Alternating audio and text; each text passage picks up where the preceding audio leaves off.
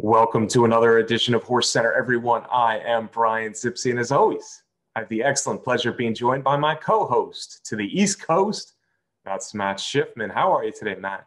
I am good, Brian, and a hearty Belmont hello to all of the HorseCenter fans. Hearty Belmont hello. It sounds good, Matt. We're talking Belmont Stakes. Hey, we're coming out with our top contender show here just over a week out, folks. I want to remind you, if you haven't yet subscribed to our YouTube channel at Horse Racing Nation, please do so now. Turn those notifications on. It makes us all happy here at HorseCenter. Matt, let's jump right in. Right now we have a field of 12 we consider probable for this 12 furlong Belmont Stakes. Hey, by the way, Matt, this is no longer a one-turn race. This Belmont is going to be 12 furlongs once around the oval at Belmont Park. Are you ready, sir? I am ready. The real thing, the real kind of Belmont Stakes you're talking about, Zipsy, right? You're tired of those one-turn Belmonts, are you, Matt? Yeah, I think that was a one-and-done thing. All right, that's good. Hey, let's start with Ronbauer, Matt, because Ronbauer is the hot horse. He's won one in a row. He's won the Preakness Stakes, of course, and he did so in impressive fashion, Matt. Rallying from off the pace, he was a little bit closer than some of the deep closers in that Preakness, Matt, and he really looked like a winner even before they hit the lane in that Preakness. Yeah, I agree. And one in a row is a pretty good thing with this bunch, Brian. That looks like a lot of the familiar names. They're in this list that we have. We've got 7 horses that ran in the Derby, 3 that ran in the Preakness, and 3 that are coming from other races, 2 from the Peter Pan and 1 from the UAE Derby. So it's horses, if you've been following the Triple Crown, that you know pretty well. And I agree about Ronbauer. He was an impressive winner in the Preakness. Yes, things went his way. He got the right pace set up, but he was running. And to me, he looks like a horse that can get the 1.5 mile distance of the Belmont Stakes. And when you're handicapping that race, that's got to be the number one thing that you're concerned about. Yeah, maybe so. 12 furlongs is a big deal for these horses. They probably will never run the distance again. And I'm not quite so sure about Ronbauer. Twirling Candy, I've never been a huge, let's send Twirling Candy to Belmont and run at 12 furlongs type of sire, but we'll see. I also thought Ronbauer looked very good in the Preakness. He was the best horse in there. It was a step forward after never having won an actual stakes race on the dirt. And his previous stakes win came on a synthetic surface against Cheaper in Golden Gate Fields, Matt. So big step forward. I think he's going to be one of the main players in the Belmont. He'll need to come back with at least as good an effort in the Belmont is what I'm thinking for him to win this race. Yeah, that sounds reasonable. But with Mike McCarthy training, I expect him to be able to come up with at least that kind of effort and maybe make a step forward. Possibly, yes. Michael McCarthy quickly is becoming one of our favorite sires, one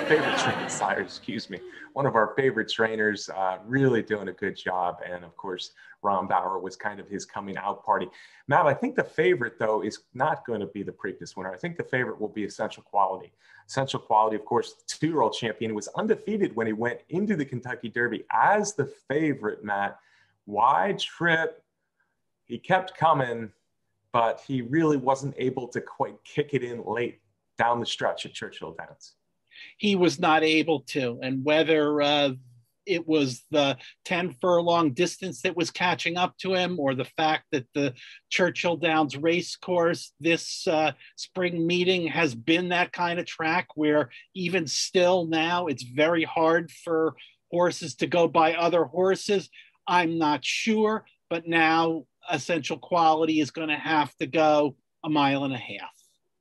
He'll have to go 1.5 miles, but of course his sire is Tappet, and Tappet is a horse, on the other hand, who really has sired horses who have gone the distance as a multiple sire winning of the Belmont Stakes. Matt, I think Essential Quality is the favorite in here, but there are other horses besides Ronbauer and Essential Quality. Hot Rod Charlie, he's a horse I've liked for a while now. He's had 2 races at a distance of ground because he ran in the mile 3/16 Louisiana Derby, which was an impressive win. And Matt, it's really come back as a strong race because horses who have run in that Louisiana Derby have come back to run well. So Hot Rod Charlie ran a good race in the Derby, a little bit similar to Essential Quality. I thought he was a bit rank early on, but he settled down and he was in striking position at the top of the stretch, just couldn't quite get there. Right. Again, he couldn't get by Medina Spirit and Mandaloon in there. Hot Rod Charlie getting the time off, skipping the Preakness, is a horse that I think is worth considering as one of the top contenders. And I agree. That win in the Louisiana Derby, is something to keep an eye on. Right. Yeah. And just the fact that he spent a mile 3/16 or farther twice already, that's something. And he's got very good tactical speed. In fact, if I look at this field, Matt, I think that he might be second early. For me, for my money, I know I liked him before the Derby. And I've said before, I'm a big fan of Awesome Again. Going a distance. This is a grandson of Awesome Again, being out of the young sire Oxbow. So for my money, Hot Rod Charlie could be the one to beat in the Belmont. Now, if we're talking about who's going to set the pace in the Belmont, I think we have a pretty good idea, Matt Shipman. Rock Your World was really liked off his undefeated 3-for-3 record, including a Santa Anita Derby win going into the Kentucky Derby. Probably lost all chance at the start, never really ran much in that Derby. Look for him to go to the lead in the Belmont. I guess so, Brian. I'll have to see it and to believe it. Yes, he won that Santa Anita Derby on the front end, but before that, in his turf races, he was a little bit more of a stalker. You would assume that to recreate that success that he had on the dirt in the Santa Anita Derby, that he's going to go to the lead in here, but we shall see. Right. And frankly, the Derby is excusable in that he had a bad start and he was never really able to get near the lead. But on the other hand, I'm still not sure where he fits in with a lot of these horses in this crop.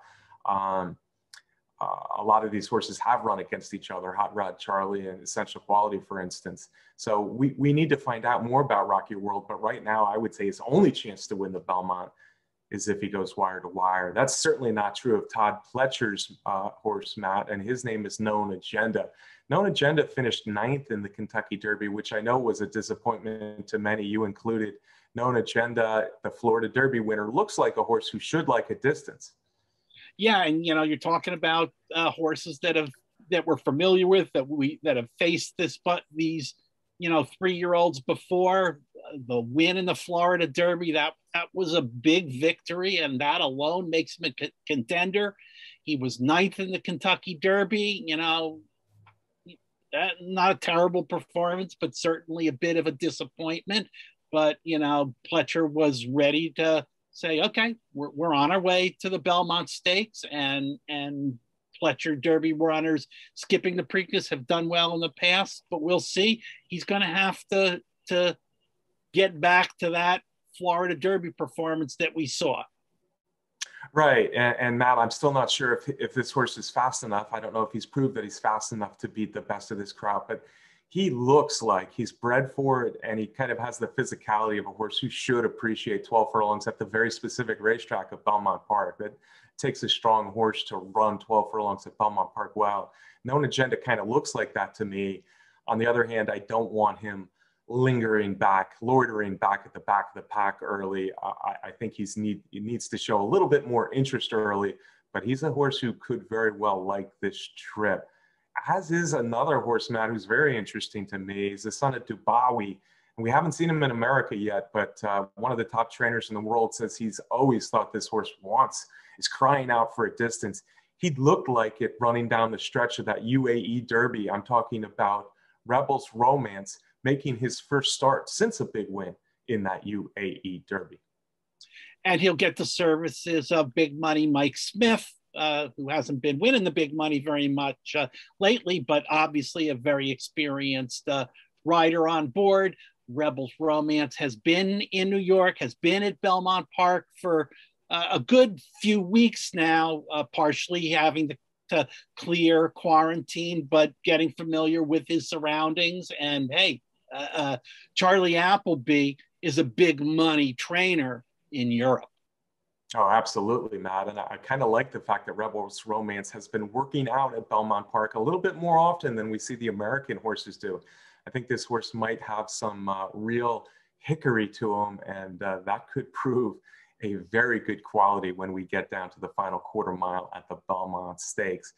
The next horse, Matt, I'm really not sure about the distance. I'm not sure about the class, but he does come off a win over the track. That came in the Peter Pan. I'm talking about Promise Keeper. Yeah, and I guess there's still a little bit of a question about Promise Keeper going in the Belmont. He was in the possible list put out by Naira recently, but Peter Pan, first there and an allowance win. Before that, he was 12th in the Tampa Derby. Again, was he a horse that didn't like that Tampa racing surface, or was that an indication of where he fits in with some of these horses that we know on the Derby trail? We shall see, but it's Pletcher, a very good performance on the Belmont surface already. Right, a very good performance in the last two, because that Keeneland allowance was pretty good as well. So I'm ready to draw a line through that Tampa Bay Derby for this horse. I also think he's a horse that we were talking about pace presence. I said Rock Your World on the lead. Hot Rod Charlie, Promise Keeper as well might be horses that are vying for that early lead. Promise Keeper has to prove it at the distance and the class level, though. One horse we kind of know the class level, I guess, is Keep Me in Mind, Matt. He looks to be the only horse who will run in all three legs of the Triple Crown. Rallied for 7th in the Kentucky Derby, rallied for 4th in the Preakness. Some people are going to say, well, just give him a mile and a half and he's going to roll. Yeah, they'll say that, but that pretty much is a misconception that that these deep closers are well suited to the mile and a half. Contrary to that, Brian, you and I know that that really isn't the case. That you mentioned it when you were talking about Known Agenda. You don't want to see Known Agenda dilly-dallying at the back of the pack at the start of the race, and that's what Keep Me in Mind has kind of done in most of his races. A deep closer. So we're going to have to see a little bit more and a change, a little bit more in performance from Keep Me in Mind compared to what he's done this year, and a little bit more forwardly placed. Right. And I don't know if that's in him, frankly, Matt, because he's never really shown much speed. He is a graded stakes winner from last year, hasn't finished in the money in any starts this year. But on the other hand, his Kentucky Derby and Preakness did show some improvement over his earlier starts. Horse that might be a little interesting comes from the familiar barn, Matt, of Todd Pletcher. Overtook Wellbred, coming in off of 3rd in the Peter Pan. Yeah, Wellbred, expensive purchase. We remember $1.5 million purchase as a yearling. He was 3rd in the Peter Pan. He was 2nd in the Withers. So what does that say? Well, he's going to have to improve off of those performances. But like you said, well-bred and well-regarded from the get-go. Yeah, and I think he is a horse who could improve. He did rally for 2nd in the Withers and then had a pretty big break in between the Peter Pan. And if you look at the Peter Pan as strictly a prep for the Belmont Stakes, it might be a useful prep for a horse who could be getting better at the right time. We'll see. He's a long shot, but he interests me a little bit. Next horse we have on our list, Matt, comes from Japan via Dubai, via the Preakness, where he actually made a little bit of noise early in the race before fading late. Yeah, he did. He got up there and kind of gave a secondary wave of pressure to the leaders in the Preakness and ended up finishing 7th. But again, he's going to have to show a lot more to be a contender in this full field in the Belmont Stakes. Right. And before the Preakness, we did say that he was maybe using the Preakness as a prep. So in that of itself, he could improve, and maybe he wants 12 furlongs. Hard to know how good he is, though. I still don't know how good Bourbonic is. Bourbonic won the Wood Memorial somehow, Matt, at odds of about 1,000,000 to 1. In the Kentucky Derby, he could fare no better than 13th. Brooklyn Strong, another one coming straight from the Kentucky Derby, could do no better than 15th. Are either of these horses strong consideration in your mind in the Belmont? No, they aren't. But, I think what we've heard from the Pletcher camp is that Bourbonic has been training really well.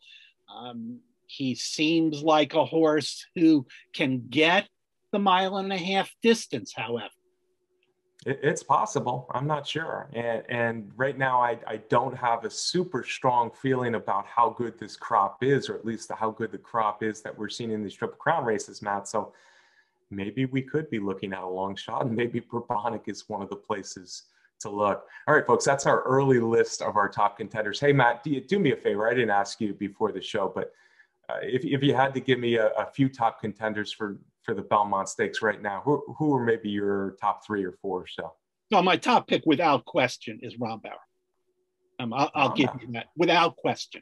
Oh, wow. Okay. And he's not my top pick. I'm looking more at Hot Rod Charlie and Rebels Romance, but I fear Ronbauer, Essential Quality. I fear Known Agenda as well. So we'll see as we move into a much more thorough look at the Belmont Stakes. Once we know the draw, that'll be on next week's HorseCenter. So we have that to look forward to. We also have a plethora, Matt, a smorgasbord of big races over the Belmont Stakes weekend next week. I'm excited. I'm thinking that we'll probably see Swiss Skydiver take on some really good fillies and mares in the Ogden Phipps. So many good races. Maybe the one that I'm most interested in is the Met Mile, just because I've loved the Met Mile since birth. And we found out recently that we're going to see the return of Nyxgo. Nyxgo, the Pegasus World Cup winner, Matt, is headed to the Met Mile. Yeah, the Met Mile is shaping up to be a really nice field, Brian.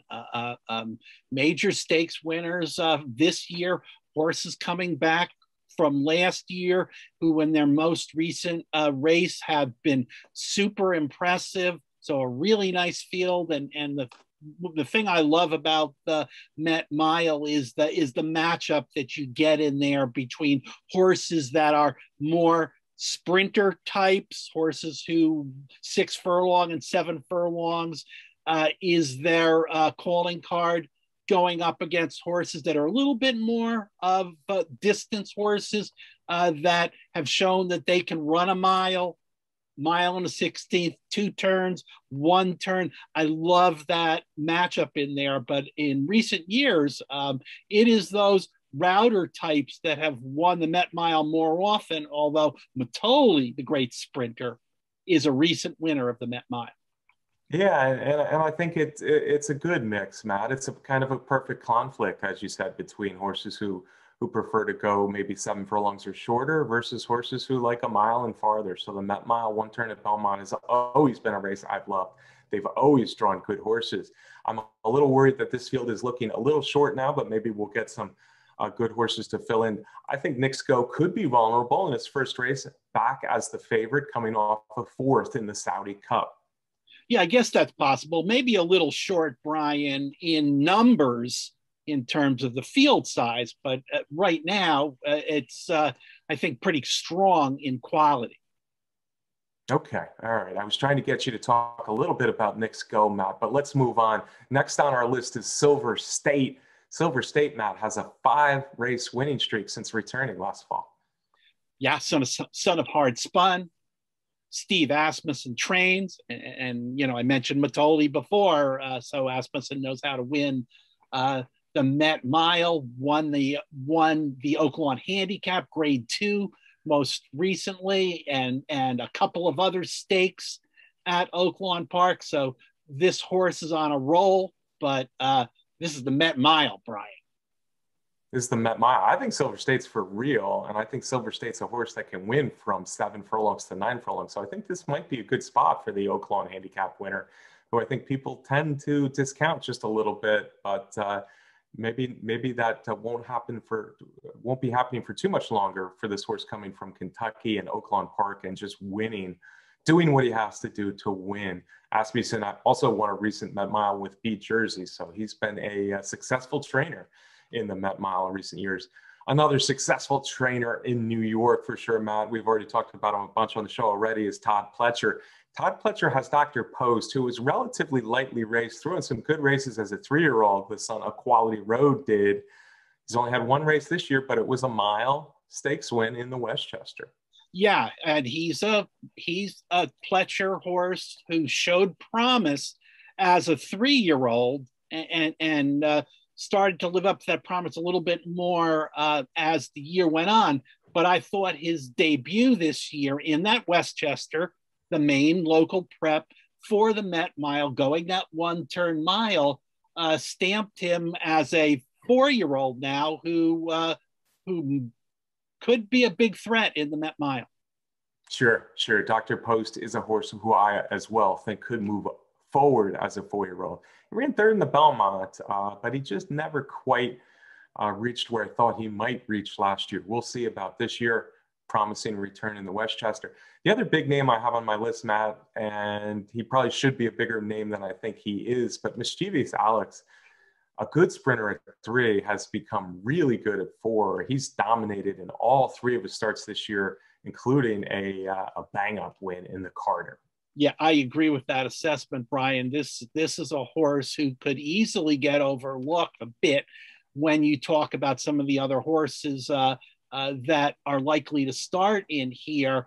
And this horse, he is darn good, Brian. And that performance in the Carter handicap, grade 1, going 7 furlongs, was just super impressive and a fantastic prep race for this Met Mile. Before that, he won the Gulfstream Park Sprint down in Florida, and then another allowance race at Gulfstream Park.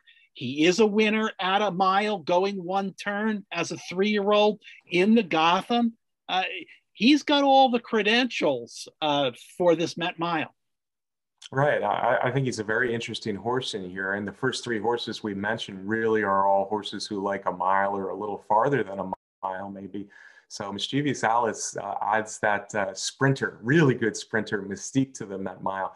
Those are probably the top contenders as I see it now for the Met Mile. Matt, do you have anybody else you want to throw in? Yeah. Do we need to talk about CZ Rocket, Brian? Well, CZ Rocket looks like he's running Monday at Texas. So I think, I assume that's happening. He's entered in the Sexton Mile on Memorial Day at Texas, Lone Star Park. I would assume that would take him out of consideration for the Met Mile. Mischievous Alex also has a pretty good stablemate, a horse I've kind of always liked. His name is New York Traffic, Matt.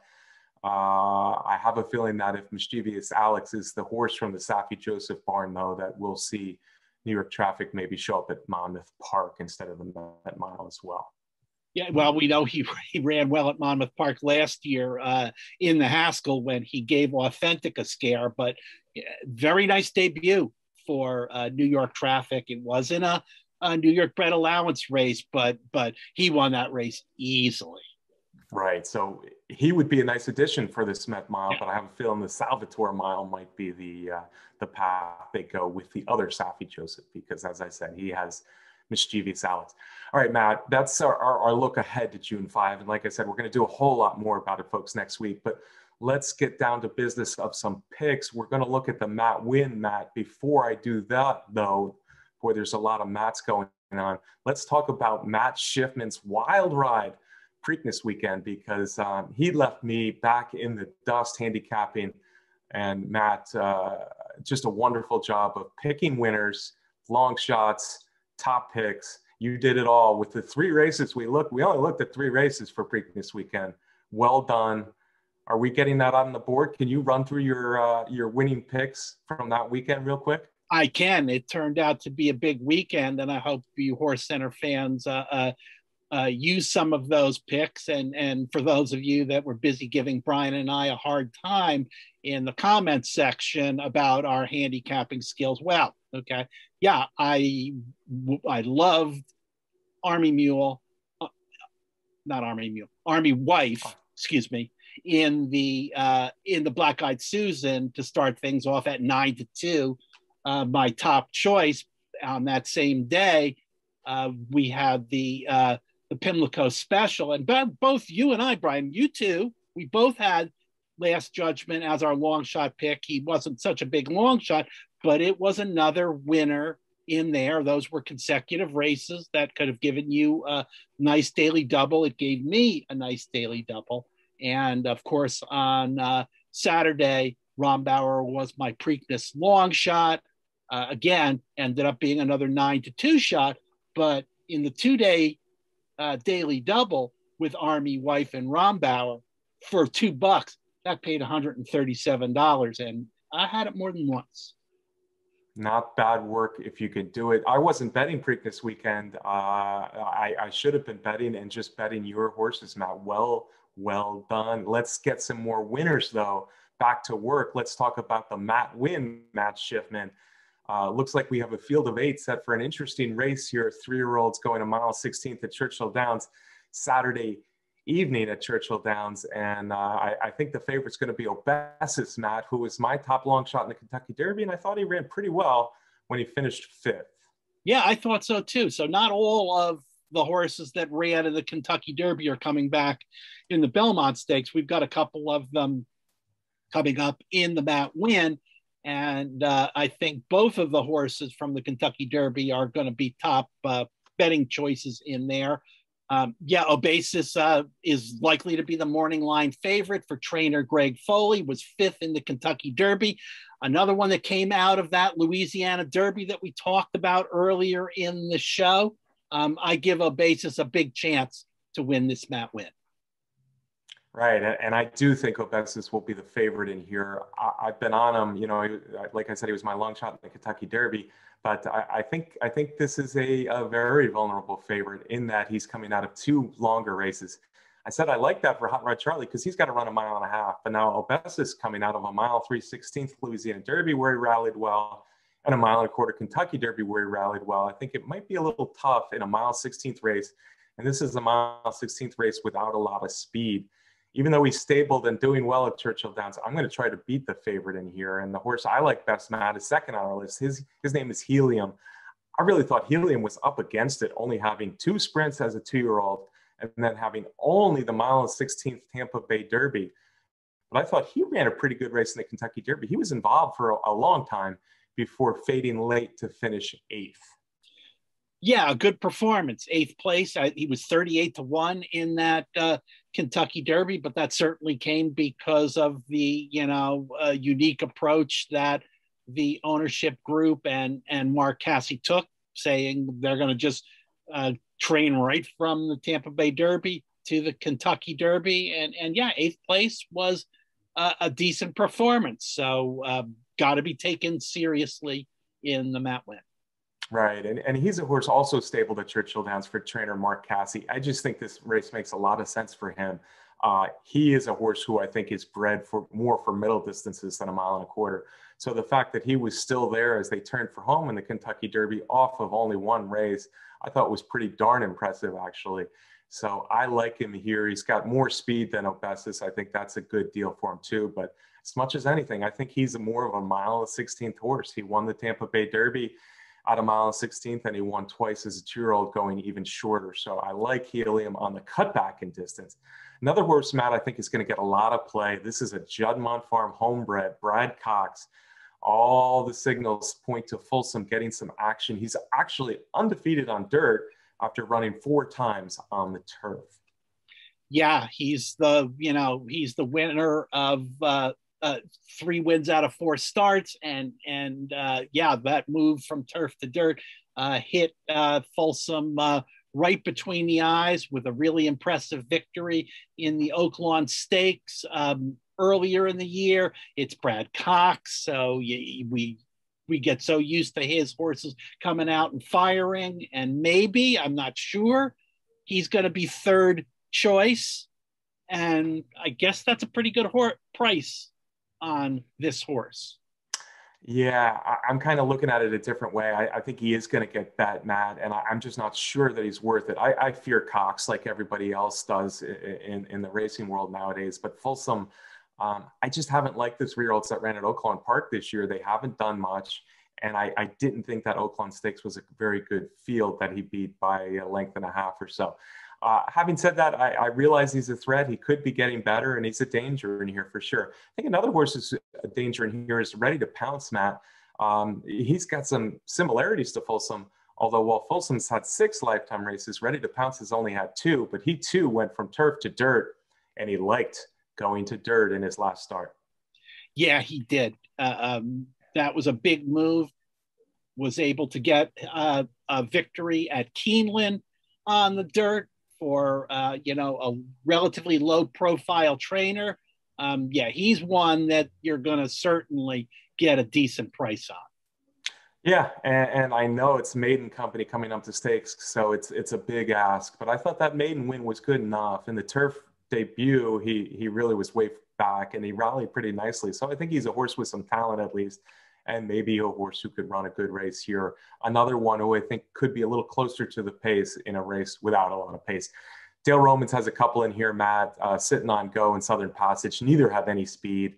Sitting on Go's the class of the two. And maybe his rallying fifth in the Pat Day Mile was an improvement, but he just really hasn't done much. Although he is a stakes winner way back when at Churchill Downs. Yeah, he certainly has been a disappointment this year. All right. The other horse I think is very interesting here, Matt, is Hello Hot Rod. I have no idea why this horse was back early in the Federico Tessio last time. He's a horse who's shown speed successfully in 3 consecutive starts, was a stakes winner sprinting in New York. And then he kind of fell back early in the Federico Tessio. He actually came on a little bit in that race, finished 4th. This race is only tougher, so he deserves to be a long shot. But on the other hand, if they go back to his speedy ways, I could see him being a very stubborn performer down the stretch in the Matt Winn. And he's got a great record, Brian. At this point, 3 wins and 5 career starts. Yeah, Hello Hot Rod's an interesting long shot. I haven't quite decided if he's going to be my top long shot, though, Matt. Let me have you go first with your top pick and your top long shot for this Saturday's Matt Winn. I'm going to go with Obasa in there. I'm not as concerned about the change in distance as you are, Brian. I think that when you stack him up against the rest of the horses in this field, that he is the classiest and highest quality horse in the race. So Obasa is going to be my top pick. I'm not going to call him a long shot, but my other horse that I'm interested in is the Brad Cox runner Folsom.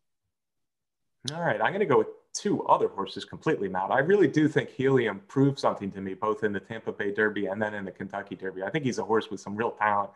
The fact that he won his first 2 races at Woodbine at 7 furlongs shows me that he can handle races where he needs to be a little closer to the pace and shorter races. He gets that coming out of the Kentucky Derby.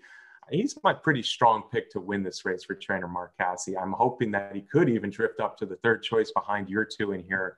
So I'm all in on Helium. I'm bouncing back and forth as my long shot. I think there's 2 that interest me a little bit. Ready to Pounce might be a horse with some real talent. And then Hello Hot Rod might be the early pace setter.